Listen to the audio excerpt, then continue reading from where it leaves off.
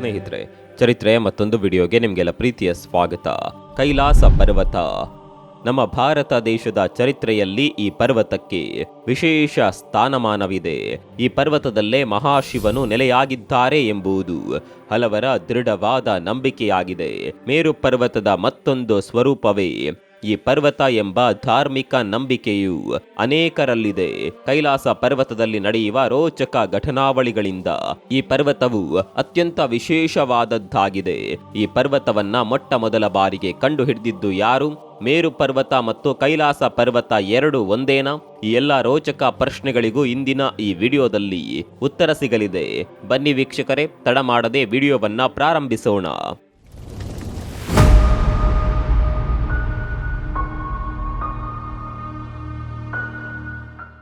ಕೈಲಾಸ ಪರ್ವತವನ್ನ ನಿರ್ಮಿಸಿದ್ದು ಮಹಾಶಿವ ಅನ್ನುವುದು ಎಲ್ರಿಗೂ ಗೊತ್ತಿರುವ ವಿಷಯವೇ. ಮಹಾಶಿವ ನೆಲೆಸಿರೋದು ಇಲ್ಲಿಯೇ. ತ್ರೇತಾಯುಗದಲ್ಲಿ ಸುಗ್ರೀವನು ಈ ಬಗ್ಗೆ ಮೊಟ್ಟ ಮೊದಲು ಮಾತನಾಡಿದ್ದರು. ಶ್ರೀರಾಮಚಂದ್ರನು ವಾಲಿಯನ್ನ ಕೊಂದ ನಂತರ ವಾನರ ಸೇನೆಯು ಸುಗ್ರೀವನನ್ನ ಹಿಂಬಾಲಿಸುತ್ತದೆ. ಅವನನ್ನೇ ರಾಜನನ್ನಾಗಿ ಮಾಡಲಾಗುತ್ತೆ. ರಾವಣನು ಸೀತಾಮಾತೆಯನ್ನ ಅಪಹರಿಸಿದಾಗ ಸುಗ್ರೀವನು ಸೀತಾಮಾತೆಯನ್ನ ಹುಡುಕಿಸಲು ತನ್ನ ವಾನರ ಸೇನೆಗೆ ಆಜ್ಞಾಪಿಸುತ್ತಾನೆ. ಆಗ ವಾನರ ಸೇನೆಯು ಸೀತಾಮಾತೆಯನ್ನ ಅರಸುತ್ತಾ ಹಿಮಾಲಯದ ಬಳಿಗೆ ಬರುತ್ತಾರೆ. ಅಲ್ಲಿ ಕಾಲ, ಸುದರ್ಶನ ಮತ್ತು ದೇವಸಕ ಎಂಬ 3 ಪರ್ವತಗಳನ್ನ ಕಾಣುತ್ತಾರೆ. ಇವರು ಹೊರಡುವಾಗ್ಲೇ ಸುಗ್ರೀವನು ಕೈಲಾಸ ಪರ್ವತದ ಬಗ್ಗೆ ಹೇಳಿರ್ತಾನೆ. ಕೈಲಾಸ ಪರ್ವತ ಎಲ್ಲಿರುತ್ತೆ ಎಂದು ಸುಗ್ರೀವನು ಹೇಳಿದ್ದನು. ಅಲ್ಲಿಯೇ ಇತ್ತು. ವಾನರ ಸೇನೆಯು ಅದನ್ನ ಬೇಗನೆ ಕಂಡುಕೊಂಡರು.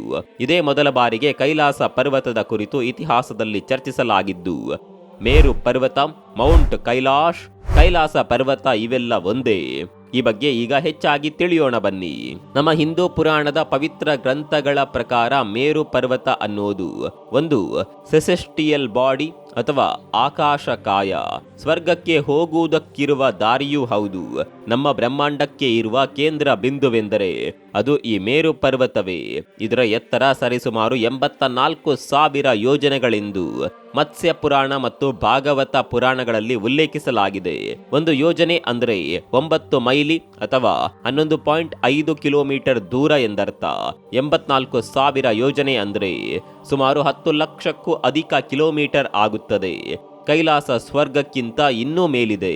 ಕೈಲಾಸ ಪರ್ವತವು ಮೇರು ಪರ್ವತದ ಒಂದು ಪ್ರಮುಖ ಭಾಗವಾಗಿದೆ. ಈ ಮೇರು ಪರ್ವತದ ಬಳಿಯೇ ಶಿವ ಪಾರ್ವತಿ ತಮ್ಮ ಕುಟುಂಬ ಸಮೇತ ನೆಲೆಯಾಗಿರೋದು. ರಾಮಾಯಣದಲ್ಲಿ ಉಲ್ಲೇಖವಾಗಿರುವುದು ಏನಂದ್ರೆ, ಮೇರು ಪರ್ವತದ ಬಳಿಯೇ ಕೈಲಾಸ ಪರ್ವತ ಮತ್ತು ಮಾನಸ ಸರೋವರ ಇದೆ ಎಂದು ಹೇಳಲಾಗಿದೆ. ಅಷ್ಟೇ ಅಲ್ಲದೆ ಮಹಾಭಾರತದಲ್ಲೂ ಈ ಮೇರು ಪರ್ವತದ ಬಗ್ಗೆ ಪ್ರಸ್ತಾಪಿಸಲಾಗಿದೆ. ಗಂಧಮಾದನ ಮತ್ತು ಮಲಯವತ ಪರ್ವತಗಳ ನಡುವೆ ಈ ಮೇರು ಪರ್ವತ ಇದೆ ಎಂದು ಹೇಳಲಾಗಿದೆ. ಮಹಾಭಾರತದ ಪ್ರಕಾರ ಈ ಮೇರು ಪರ್ವತದ ಮೇಲೆ ಯಾವಾಗ ಸೂರ್ಯನ ಕಿರಣಗಳು ಬೀಳುತ್ತವೆಯೋ ಆಗ ಈ ಪರ್ವತವು ಚಿನ್ನದ ಹಾಗೆ ಹೊಳೆಯುತ್ತದೆ. ಸೂರ್ಯನ ಬೆಳಗಿನ ಜಾವದ ಮೊದಲ ಕಿರಣಗಳಿಂದ ಅಲ್ಲಿನ ಪ್ರಕೃತಿ ಇನ್ನಷ್ಟು ರಮಣೀಯವಾಗಿ ಇರುತ್ತದೆ. ಗಿಡ, ಮರ, ಬಳ್ಳಿ, ಸುಗಂಧಭರಿತ ಪುಷ್ಪಗಳು, ದುಮ್ಮಿಕ್ಕುವ ಜಲಧಾರೆ, ಔಷಧೀಯ ಸಸ್ಯಗಳಿಂದ, ಬೆಲೆ ಬಾಳುವ ರತ್ನಗಳಿಂದ ಮೇರು ಪರ್ವತವು ಕಂಗೊಳಿಸುತ್ತದೆ ಎಂದೇ ಮಹಾಭಾರತದಲ್ಲಿ ವರ್ಣಿಸಲಾಗಿದೆ. ಮೇರು ಪರ್ವತವನ್ನ ತಲುಪಿ ಅದರ ಸೌಂದರ್ಯವನ್ನ ಅನುಭವಿಸಲು ಯಾರೋ ತಿಳಿದೋ ತಿಳಿಯದೆಯೋ ಯಾವುದೇ ಪಾಪಗಳನ್ನ ಮಾಡದೇ ಇರುವವರು ಮಾತ್ರವೇ ಮೇರು ಪರ್ವತಕ್ಕೆ ಹೋಗಲು ಸಾಧ್ಯ. ಕುಬೇರ ಇಲ್ಲಿಯೇ ಇದ್ದದ್ದು ಎಂದು ಮಹಾಭಾರತದಲ್ಲಿ ಹೇಳಲಾಗಿದೆ. ಈ ಪರ್ವತದ ಬಳಿ ಒಂದು ಬಂಗಾರದ ದ್ವಾರವಿದೆ. ಅದರೊಳಗೆಯೇ ಕುಬೇರ ನೆಲೆಸಿರೋದು. ಈ ಜಾಗವೆಲ್ಲ ಚಿನ್ನ, ಬೆಳ್ಳಿ, ವಜ್ರ, ವೈಡೂರ್ಯದಿಂದ ಕಂಗೊಳಿಸುತ್ತದೆ ಎಂದು ಹೇಳಲಾಗಿದೆ. ಇಲ್ಲೊಂದು ನೀರಿನ ಕೊಳವೂ ಇದೆ. ಈ ಕೊಳಕ್ಕೆ ನೀರು ಮಂದಾಗ್ನಿ ನದಿಯಿಂದ ಬರುತ್ತದೆ. ಈ ನೀರು ಅತ್ಯಂತ ಸಿಹಿಯಾಗಿರುತ್ತದೆ. ಈ ಪರ್ವತದಲ್ಲಿ ಶಿವ, ಪಾರ್ವತಿ, ಕುಬೇರ ಸೇರಿದಂತೆ ಇಂದ್ರಾದಿ ದೇವತೆಗಳು ನೆಲೆಸಿದ್ದಾರೆ ಎಂದು ಹೇಳಲಾಗಿದೆ. ಈ ಪರ್ವತವು ಅನೇಕ ಪದರಗಳನ್ನ ಹೊಂದಿದೆ. ಅದರಲ್ಲಿ ಕೈಲಾಸ ಪರ್ವತವು ಒಂದು ಪದರದಲ್ಲಿದೆ. ಮಹಾಭಾರತದಲ್ಲಿ ಪಾಂಡವರು ಸ್ವರ್ಗಕ್ಕೆ ಹೋಗಲು ಈ ಮೇರು ಪರ್ವತವನ್ನ ಬಳಸಿದ್ರು ಎನ್ನಲಾಗಿದೆ. ಒಂದು ಶ್ವಾನ ಹಾಗೂ ಧರ್ಮರಾಯ ಮಾತ್ರವೇ ಸ್ವರ್ಗ ಸೇರಿದ್ರು. ವಿಷ್ಣು ಪುರಾಣದ ಪ್ರಕಾರ ಈ ಪರ್ವತಕ್ಕೆ 4 ಮುಖಗಳಿವೆ. ಚಿನ್ನ, ವಜ್ರ, ಮಾಣಿಕ್ಯ, ಸ್ಫಟಿಕದಿಂದ ಆ 4 ಮುಖಗಳನ್ನ ಮಾಡಲಾಗಿದೆ. ಕಮಲದ ರೀತಿಯಲ್ಲಿ ಒಂದು ಶಿವಲಿಂಗವು ಅಲ್ಲಿದೆ. ಇಲ್ಲಿ 4 ಜಲಪಾತಗಳಿವೆ. ಇಲ್ಲಿ ಹರಿಯುವ ನೀರನ್ನ ಸಾಕ್ಷಾತ್ ದೇವಾನು ದೇವತೆಗಳು ಸೇವಿಸುತ್ತಾರೆ ಎಂದು ಹೇಳಲಾಗಿದೆ. ಇದನ್ನೆಲ್ಲ ವಾಯು ಪುರಾಣದಲ್ಲೂ ಹೇಳಲಾಗಿದೆ. ಭಾಗವತ ಪುರಾಣದಲ್ಲೂ ಕೈಲಾಸ ಪರ್ವತವು ಮೇರು ಪರ್ವತದ ದಕ್ಷಿಣ ದಿಕ್ಕಿಗಿದೆ ಎಂದು ಹೇಳಿದ್ದಾರೆ. ಒಟ್ಟಾರೆಯಾಗಿ ಹೇಳೋದಾದ್ರೆ ಈ ಮೇರು ಪರ್ವತ ಮತ್ತು ಕೈಲಾಸ ಪರ್ವತ ಎರಡು ಒಂದೇ ಅಲ್ಲ, ಈ ಎರಡು ಬೇರೆ ಬೇರೆ. ಆದರೆ ಕೈಲಾಸ ಪರ್ವತವು ಮೇರು ಪರ್ವತದೊಳಗಿದೆ. ಅಂದ್ರೆ ಕೈಲಾಸ ಪರ್ವತವು ಮೇರು ಪರ್ವತದ ಒಂದು ಭಾಗವಷ್ಟೇ.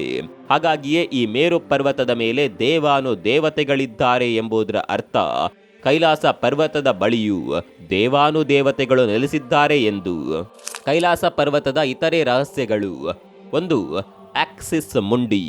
ವಿಷ್ಣು ಪುರಾಣದ ಪ್ರಕಾರ ಮೇರು ಪರ್ವತ ಪ್ರಪಂಚಕ್ಕೆ ಇರುವ ಆಧಾರ ಸ್ತಂಭವಾಗಿದೆ. ಕೈಲಾಸ ಪರ್ವತವು ಭೂಮಿಯ ಮಧ್ಯೆ ಇದೆ. ಅದನ್ನೇ ಆಕ್ಸಿಸ್ ಮುಂಡಿ ಎಂದು ಕರೆಯುತ್ತಾರೆ. ಉತ್ತರ ಧ್ರುವಕ್ಕೂ ಕೈಲಾಸ ಪರ್ವತಕ್ಕೂ 6666 ಕಿಲೋಮೀಟರ್ ದೂರವಿದೆ. ದಕ್ಷಿಣ ಧ್ರುವಕ್ಕೆ ಕೈಲಾಸ ಪರ್ವತದಿಂದ 13,332 ಕಿಲೋಮೀಟರ್ ದೂರವಿದೆ. ಮತ್ತೊಂದು ವಿಚಿತ್ರವೇನೆಂದ್ರೆ ಕೈಲಾಸ ಪರ್ವತದ 4 ಮುಖಗಳು ಕಂಪಾಸ್ನಲ್ಲಿರುವ 4 ದಿಕ್ಕುಗಳೆಡೆಗೆ ನೋಡುತ್ತವೆ. ರಷ್ಯಾದ ವಿಜ್ಞಾನಿಗಳು ಕೈಲಾಸ ಪರ್ವತದ ಬಗ್ಗೆ ಹೆಚ್ಚಿನ ಸಂಶೋಧನೆಯನ್ನ ನಡೆಸಿದ್ದಾರೆ. ಇದು ಮಾನವ ನಿರ್ಮಿತ ಪರ್ವತ ಎಂದೇ ಅವರು ನಂಬಿದ್ದಾರೆ. ಪಿರಮಿಡ್ ಆಕಾರದಲ್ಲಿರುವ ಈ ಪರ್ವತದ 4 ದಿಕ್ಕಿನಲ್ಲಿ ಶಿವ, ಗಣೇಶ, ನಂದಿ ರೂಪವನ್ನ ಸಹ ಕಾಣಬಹುದಾಗಿದೆ. 2, ಕೈಲಾಸ ಪರ್ವತಾರೋಹಣ. ಈ ಪರ್ವತದ ತುದಿಯನ್ನ ಈವರೆಗೂ ಯಾವ ಮನುಷ್ಯರೂ ಕೂಡ ತಲುಪಿಲ್ಲ. ಈ ಪರ್ವತವು ಸುಮಾರು 6638 ಮೀಟರ್ ಎತ್ತರವಿದೆ. ಎವರೆಸ್ಟ್ ಮೌಂಟೇನ್ಗಿಂತಲೂ ಈ ಪರ್ವತದ ಎತ್ತರ ಕಡಿಮೆಯೇ. ಮೌಂಟ್ ಎವರೆಸ್ಟ್ ಅನ್ನ ಏರಲು ಸಾಧ್ಯವಾಗಿದೆ. ಅಂದ್ರೆ ಕೈಲಾಸ ಪರ್ವತವನ್ನ ಏರಲು ಯಾಕೆ ಸಾಧ್ಯವಾಗಿಲ್ಲ ಎಂಬ ಪ್ರಶ್ನೆ ಮೂಡೋದು ಸಹಜ. ಇದಕ್ಕೆ ಅನೇಕ ಕಾರಣಗಳಿವೆ. 20ನೇ ಶತಮಾನದ ಆರಂಭದಲ್ಲಿ ಪರ್ವತಗಳನ್ನ ಏರೋದು ಒಂದು ಟ್ರೆಂಡ್ ಆಗಿ ಹೋಗಿತ್ತು. ಎವರೆಸ್ಟ್ ಶಿಖರವನ್ನ ಏರಲು ಅನೇಕರು ಮುಂದಾದ್ರು. ಅನೇಕರ ಕಣ್ಣು ಕೈಲಾಸ ಪರ್ವತದ ಮೇಲೂ ಇತ್ತು. ಫೇಮಸ್ ಕ್ಲೈಮರ್ ರೆನಾಲ್ಡ್ ಮಿಸ್ಸೆನಾರ್ ಎಂಬಾತನಿಗೆ ಮೊಟ್ಟ ಮೊದಲ ಬಾರಿಗೆ ಚೀನಾ ಸರ್ಕಾರವು ಕೈಲಾಸ ಪರ್ವತವನ್ನ ಏರಲು ಅನುಮತಿ ನೀಡಿತು. ಆದರೆ ರೆನಾಲ್ಡ್ ಕೈಲಾಸ ಪರ್ವತವನ್ನ ಹತ್ತಲಿಲ್ಲ. ಇದಕ್ಕೆ ಕಾರಣ ರೆನಾಲ್ಡ್ ಕೈಲಾಸ ಪರ್ವತಕ್ಕೆ ಇಟ್ಟ ಗೌರವ ಇದಾಗಿತ್ತು. ಕೇವಲ ಹಿಂದೂಗಳಿಗೆ ಮಾತ್ರವಲ್ಲದೆ ಚೀನಿಯರು, ಟಿಬೇಟಿಯನ್ನರು, ಬೌದ್ಧ ಮತ್ತು ಜೈನ ಧರ್ಮದವರಿಗೂ ಸಹ ಈ ಪರ್ವತದ ಕುರಿತು ಧಾರ್ಮಿಕ ನಂಬಿಕೆಗಳಿವೆ. ಅದ್ಯಾವುದಕ್ಕೂ ಧಕ್ಕೆ ಬಾರದೇ ಇರಲಿ ಎಂಬ ಉದ್ದೇಶದಿಂದಲೇ ರೆನಾಲ್ಡ್ ಈ ಪರ್ವತವನ್ನ ಹತ್ತಲಿಲ್ಲ. ರೆನಾಲ್ಡ್ಗೂ ಮುಂಚೆ ಅನೇಕರು ಈ ಪರ್ವತವನ್ನ ಹತ್ತುವ ಪ್ರಯತ್ನ ಮಾಡಿದ್ರು. ಇದನ್ನ ಜನ ವಿರೋಧಿಸಿದ್ರು ಮತ್ತು ಹತ್ತಬೇಕೆಂದಿದ್ದವರು ಮಾನಸಿಕವಾಗಿ, ದೈಹಿಕವಾಗಿ ನಾನಾ ಕಷ್ಟಗಳನ್ನ ಎದುರಿಸಿದ್ರು. ಪರ್ವತದ ತುದಿಯನ್ನೇರಲು ಇರೋದು ಕೆಲವೇ ಕೆಲ ದಾರಿಗಳಷ್ಟೇ. ಒಂದು ಎತ್ತರದವರೆಗೂ ಈ ಪರ್ವತವನ್ನ ಹತ್ತಿದವರಿಗೆ ಅನೇಕ ರೀತಿಯ ಸಮಸ್ಯೆಗಳು ಎದುರಾಗಿದೆ. ಗಾಳಿಯೇ ತಳ್ಳಿದಂತಾಗಿ ಹಿಂದಿರುಗಿ ಬಂದವರು ಕೆಲವರಿದ್ದಾರೆ. ಮೇಲೆ ಏರಲು ದಾರಿ ತಿಳಿಯದೆ ವಾಪಸ್ ಬಂದವರು ಇನ್ನೂ ಕೆಲವರು. ಹೀಗಾಗಿ ಈ ಪರ್ವತದ ತುದಿಯನ್ನ ಈವರೆಗೂ ಯಾರೂ ಸಹ ತಲುಪಿಲ್ಲ. ನಂಬರ್ 3, ಓಂ ಚಿಹ್ನೆ. ಕೈಲಾಸ ಪರ್ವತದ ಮೇಲೊಂದು ಓಂ ಚಿಹ್ನೆ ಇದೆ. ಈ ಪವಿತ್ರ ಚಿಹ್ನೆಯನ್ನ ಸಾಧು ಸಂತರೆ ಅಲ್ಲಿ ರೂಪಿಸಿದ್ದಾರೆ ಎಂದು ಶಾಸ್ತ್ರಜ್ಞರು ಹೇಳುತ್ತಾರೆ. ಇನ್ನು ಕೆಲವರು ಚೀನಾದ ದೊರೆಯು ಓಂ ಚಿಹ್ನೆಯನ್ನ ಪರ್ವತದ ಮೇಲೆ ನಿರ್ಮಿಸಿದ್ದಾನೆ ಎಂದು ಹೇಳುತ್ತಾರೆ. ಈ ಬಗ್ಗೆ ಅನೇಕ ಥಿಯರಿಗಳಿವೆಯಾದರೂ ಯಾರಿಗೂ ಸ್ಪಷ್ಟವಾದ ಉತ್ತರ ತಿಳಿದಿಲ್ಲ. ಮತ್ತೊಂದು ನಂಬಿಕೆ ಎಂದರೆ ಓಂ ಹಿಂದೂ ಧರ್ಮದ ಪವಿತ್ರ ಚಿಹ್ನೆ. ಕೈಲಾಸ ಪರ್ವತದಲ್ಲಿ ಸಾಕ್ಷಾತ್ ಶಿವನೇ ನೆಲೆಸಿದ್ದಾನೆ. ಹಾಗಾಗಿ ಚಿಹ್ನೆಯನ್ನ ಪರಶಿವನೇ ಅಲ್ಲಿ ಮೂಡಿಸಿದ್ದಾನೆ ಎಂದು. 4ನೇದು, ಟೈಮ್ ಟ್ರಾವೆಲ್. ಟೈಮ್ ಟ್ರಾವೆಲ್ ಅಸಾಧ್ಯವಾದ ಪರಿಕಲ್ಪನೆ ಎಂಬ ಮಾತಿದೆ.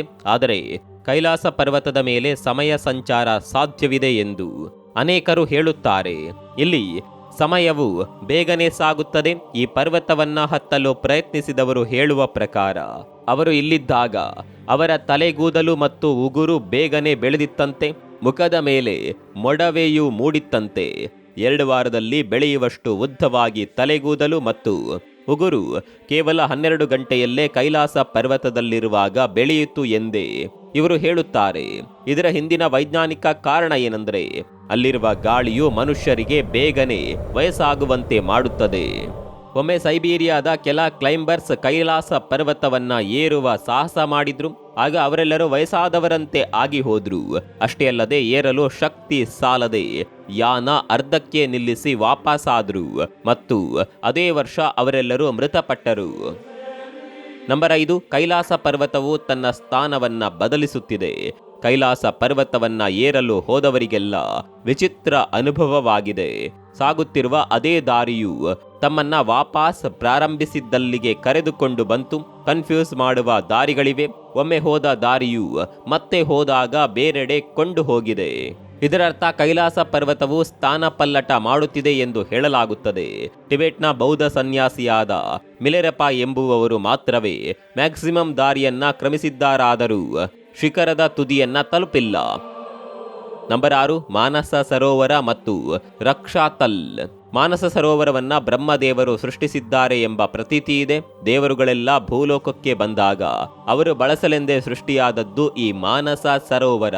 ಪರಶಿವನ ಪರಮ ಭಕ್ತನಾದ ರಾವಣನು ರಕ್ಷಾಸ್ಥಲವನ್ನ ಸೃಷ್ಟಿಸಿದನು ಎಂದು ಹೇಳಲಾಗುತ್ತೆ.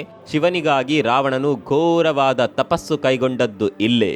ಇದನ್ನ ರಾಕ್ಷಸ ತಾಲ್ ಎಂದು ಕರೆಯುತ್ತಾರೆ. ಮಾನಸ ಸರೋವರವು ಸಿಹಿ ನೀರಿನಿಂದ ತುಂಬಿದ್ದರೆ ರಾಕ್ಷಸ ತಾಲ್ ಉಪ್ಪು ನೀರಿದ್ದಾಗಿದೆ. ಅಕ್ಕಪಕ್ಕ ಇರುವ ಈ ಎರಡೂ ಸರೋವರಗಳು ಹೀಗೆ ಬೇರೆ ಬೇರೆ ರೀತಿಯ ನೀರನ್ನ ಹೊಂದಿರೋದು ನಿಜಕ್ಕೂ ಆಶ್ಚರ್ಯಕರ ಸಂಗತಿಯೇ. ಟಿಬೇಟಿಯನ್ನರು ರಾಕ್ಷಸ ತಾಲನ್ನ ಗೋಸ್ಟ್ ಲೇಕ್ ಎಂದೇ ಕರೆಯುತ್ತಾರೆ. ನಂಬರ್ 7, ಕೈಲಾಸ ಪರ್ವತವು ಏಷ್ಯಾದ 4 ಪ್ರಮುಖ ನದಿಗಳ ಆವಾಸ ಸ್ಥಾನವಾಗಿದೆ. ಗಂಗಾ ಮಾತೆಯು ಸ್ವರ್ಗದಿಂದ ಧರೆಗಿಳಿದು ಬಂದಳು ಎಂಬ ಮಾತಿಗೆ ಕೈಲಾಸ ಪರ್ವತವೇ ಸಾಕ್ಷಿ. ಯಾಕಂದರೆ ಹಿಮಾಲಯದಲ್ಲಿ ಅನೇಕ ಪರ್ವತಗಳಿದ್ದರೂ ಕೈಲಾಸ ಪರ್ವತವು ಎಲ್ಲದಕ್ಕಿಂತ ವಿಶೇಷ ಮತ್ತು ವಿಶಿಷ್ಟ. ಯಾಕಂದರೆ ಕೈಲಾಸ ಪರ್ವತದಿಂದ ಬರುವ ನೀರಿನ ಮೇಲೆಯೇ ಏಷ್ಯಾದ ಅನೇಕ ದೇಶಗಳು ಅವಲಂಬಿತವಾಗಿವೆ. ಭಾರತ, ಟಿಬೆಟ್, ಚೀನಾ, ಅಫ್ಘಾನಿಸ್ತಾನ, ಪಾಕಿಸ್ತಾನ, ನೇಪಾಳ ಮತ್ತು ಇತರೆ ಏಷ್ಯಾ ರಾಷ್ಟ್ರಗಳು ಕೈಲಾಸ ಪರ್ವತದ ನೀರನ್ನೇ ಉಪಯೋಗಿಸುತ್ತಿವೆ. ನದಿಗಳಾದ ಇಂಡಸ್, ಸಟ್ಲೇಜ್, ಬ್ರಹ್ಮಪುತ್ರ, ಕರ್ನಾಲಿ ನದಿಗಳು ಭಾರತವನ್ನ ಸೇರಿದಂತೆ ಏಷ್ಯಾದ ಇತರೆ ದೇಶಗಳ ಪ್ರಮುಖ ನದಿಗಳಾಗಿವೆ. ಇವುಗಳ ಮೂಲ ಕೈಲಾಸ ಪರ್ವತವೇ. ಹಿಂದೂ ಧರ್ಮದ ಸತ್ಯಯುಗದಿಂದಲೂ ಕೈಲಾಸ ಪರ್ವತ ತನ್ನದೇ ಆದ ಮಹತ್ವವನ್ನ ಹೊಂದಿದೆ. ಹಿಮಾಲಯಕ್ಕೆ ಹೋಗುವ ಮತ್ತು ಹೋಗಿರುವ ಋಷಿಮುನಿಗಳು ಸೇರೋದು ಕೈಲಾಸ ಪರ್ವತವನ್ನೇ. ಭಾರತ ದೇಶವೇ ಅಚ್ಚರಿಗಳ ಗೂಡು.